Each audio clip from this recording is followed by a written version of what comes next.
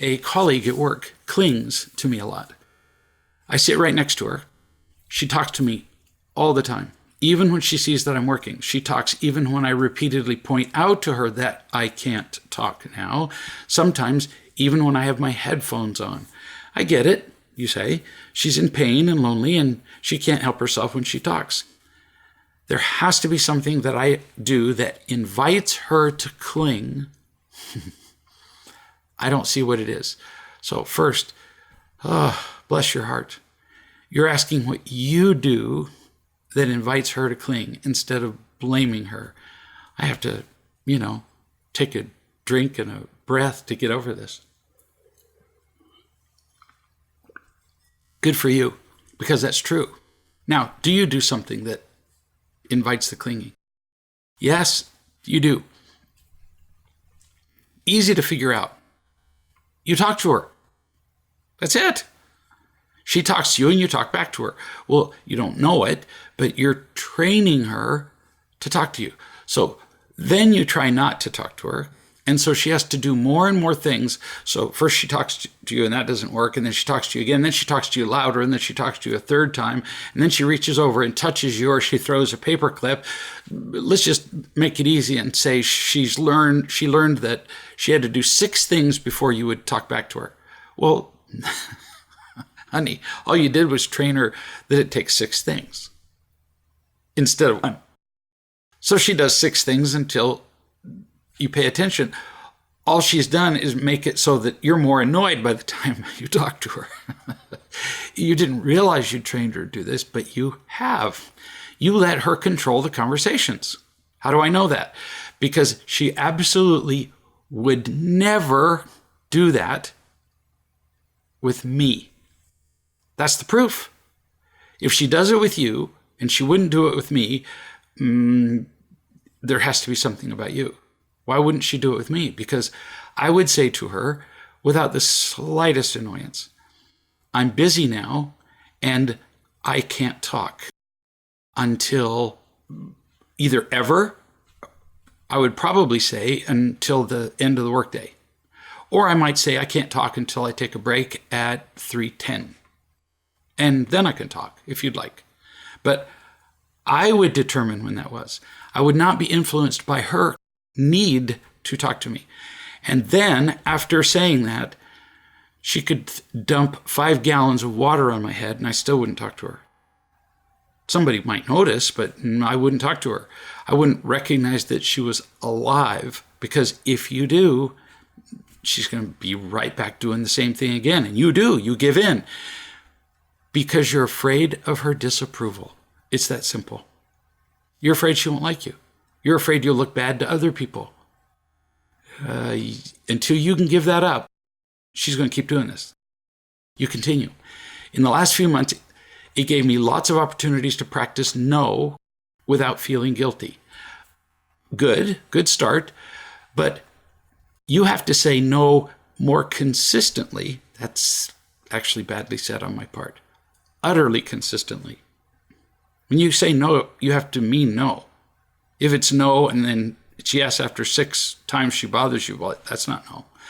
And you have to say it more sincerely. You have to mean it.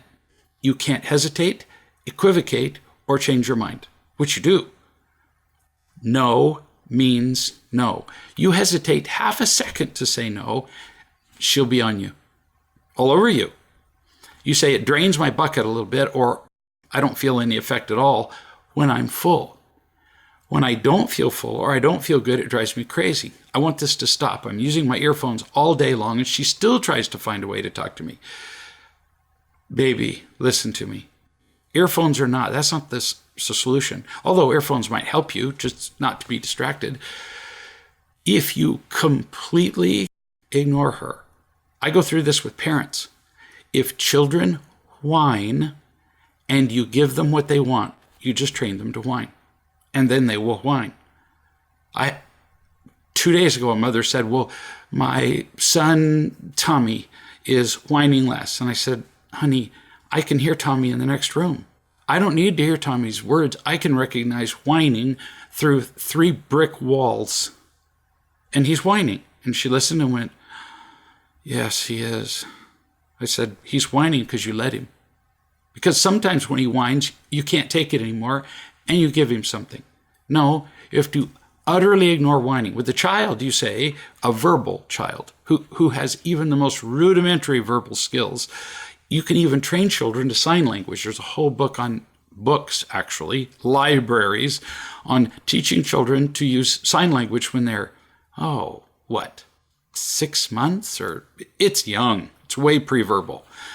And children understand when you say, I will listen to you when you communicate with words, which would include signs. And kids get that. Then if you listen when they're not using words, when they're whining, and if they're whining and using words, that's not words. It's whining.